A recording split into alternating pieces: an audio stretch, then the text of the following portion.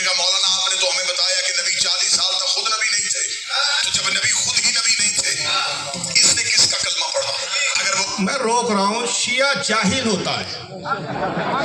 سب سے پہلے ہم نے کہا ہی نہیں کہ نبی نے 40 سال میں نبوت ملی۔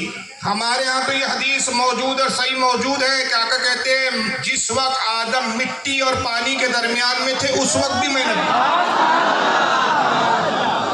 آدم کی تخلیق بھی ہمارے ہاں تو یہ حدیث ہے کہ سب سے پہلے نبی کا نور پیدا کیا گیا اور نبی کے نور سے ساری کائنات کی تخلیق۔ ہمارے ہاں تو یہ حدیث ہے۔ اور اگر یہ جاہل کہہ رہا ہے کہ نہیں تم تو یہ دائی حلیمہ کی بات ہو رہی ہے، نبی کا ہمارا عقیدہ یہ ہے کہ نبی کو کسی نے دودھ نہیں پلایا، اور تم کہتے ہیں کہ کسی دائی نے پلایا یعنی دائی حلیمہ نے پلایا، تو پھر بتاؤ کہ اس کا مذہب کیا تھا؟ یعنی جب دودھ پلایا تو وہ مومن تھی کہ کافر تھی؟ اب اگر آپ کہیں کہ مومن تھی تو پھر اس کا جواب میں کہہ رہے کہ تم مومن تو کہہ نہیں سکتے دائی حلیمہ کو، اس لیے کہ نبی تمہارے عقیدے کے مطابق تو نبی 40 سال میں نبی بنا۔ ہم کہتے ہیں اچھا بھائی، اس بنیاد پر تم کہہ رہے ہو کہ وہ کافر ہو گئی، حالانکہ اس وقت دین توحید پر تھی، وہ دین فطرت پر تھی، اور دین فطرت بھی اس پر بھی اگر کسی کا انتقال ہو جائے، دین فطرت مطلب یعنی وہ بتوں کی پوجا نہ کرتا ہو اور اللہ کو ایک جانتا ہو اور نبی کا اعلان نبوت اس تک نہ پہنچا ہو، وہ مر جائے تو جنت لیے ہوگی۔ ان کو پتہ نہیں ہے اصول۔ تو پھر ان سے سوال کرتا ہوں کہ دائی حلیمہ نے اگر ایمان نہیں لایا اور کفر کی حالت میں نبی کو دودھ پلایا، اس لیے آپ مانتے نہیں کہ کافر دودھ پلا نہیں سکتی نبی کو، تو تم یہ بھی تو کہتے ہو کہ سب سے پہلے ایمان لانے والے علی ہیں،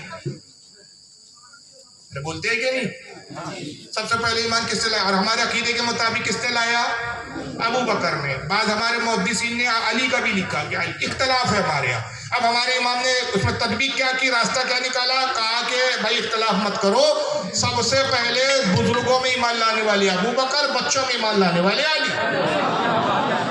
عورتوں میں ایمان لانے والی خدیجہ، غلاموں میں ایمان لانے والے حضرت زید بن حارث کر دیا۔ لیکن تمہارے عقیدے کے مطابق سب سے پہلے ایمان کس نے لایا؟ علی نے۔ ایمان لایا تو جب تک نہیں لایا تو کیا تھی؟ اس طرح کی بکواس کر رہے ہو تو الزامی جواب دے رہا ہو، یہ الزامی جواب ہے۔ جب تک نبی نے اعلان نبوت نہیں کیا تب تک علی بھی دین فطرت پر تھے، کبھی بت کو علی نے نہیں پوجا۔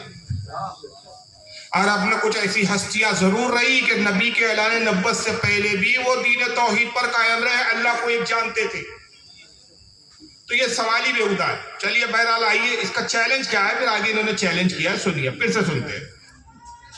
ہمارا عقیدہ یہ ہے میرے اہل سنت بھائیوں سے ایک لمحے کے لیے میں اپنا عقیدہ پڑھ لگا، مذہب جعفری کا عقیدہ۔ ہمارے عقیدے کے مطابق رسول نے کسی دائی کا دودھ نہیں پیا تھا۔ جو میرے اہل سنت بھائی تشریف فرما ہے وہ بڑی محبت کے ساتھ مجھ پہ سوال کریں کہ آپ کا عقیدہ یہ کیوں ہے، میں دلیل دیتا ہوں۔ آپ اپنے علماء سے پوچھئے گا کہ اگر کسی دائی نے ہمارے نبی کو دودھ پلایا تھا تو اس دائی کا مذہب کیا تھا؟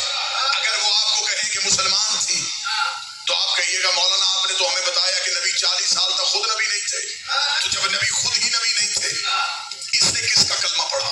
اگر وہ کہیں کہ کلمہ نہیں پڑھا اور دودھ پلایا تھا تو قرآن کی آیت میری طرف سے مولوی کے سامنے کر دینا، اللہ قرآن میں کہتا وحرمنا علیہ المناصع، ہم نے حرام کر دیا تھا دائیوں کا دودھ موسیٰ پہ، شرم کر، موسیٰ نوکر ہے، یہ سردار ہے، موسیٰ ریت ہے، یہ آقا ہے، 3 دن کا موسیٰ تو کسی دائی کا دودھ نہیں پیتا، نبی کو پتہ ہی نہیں تھا حلال کیا ہے حرام کیا ہے۔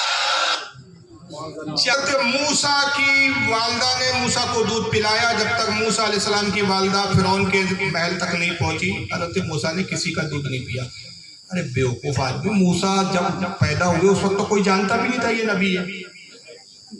خود موسیٰ علیہ السلام نے اعلان نبوت نہیں کیا تو ان کی والدہ نے بھی کوئی موسیٰ پہ ایمان نہیں لایا، تو جو حکم موسیٰ کی ماں کا ہے وہی حکم دائی حلیمہ کا ہے۔ اب یہی بات انہوں نے ایک دوسری جگہ بڑے تاؤ کے ساتھ کہی ہے، اب ذرا یہاں سنیں وہی بات۔ دائی حلیمہ کا اسلام میں کیا کردار ہے؟